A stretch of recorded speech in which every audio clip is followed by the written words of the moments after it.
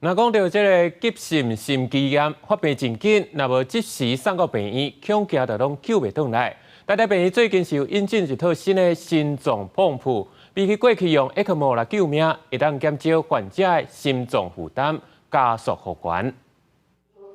这个24岁的四小姐本身无慢性病病史，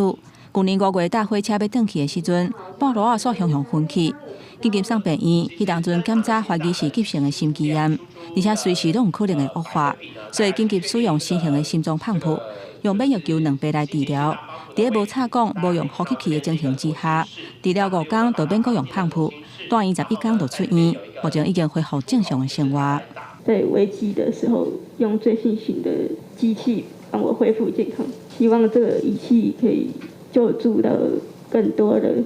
病人。负责治疗的台大医疗团队表示，急性的心肌炎大部分是因为病毒感染引起免疫反应攻击心脏，初期是无啥症状，不过致死率是真悬。这种新型心脏泵浦管线比 ECMO 较细颗，手术了后真紧就会当止火。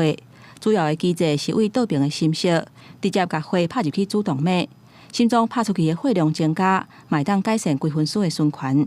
上新年研究嘛发现讲，心肌梗塞合并心因性休克180天的死亡率，可能因为安尼降到 45.8%，比传统治疗死亡率 58.5% 要更加低。它其实对于心脏而言来讲，其实没有增加负担，反而是减少负担，而且还可以提供了身体所需的一个血液的供给。院方表示，这种新型治疗的方式目前健保也未有给付，每一届疗程差不多5天至7天，需要自费差不多100万左右。也若什么款的病人适合使用，要由医疗团队来做评估。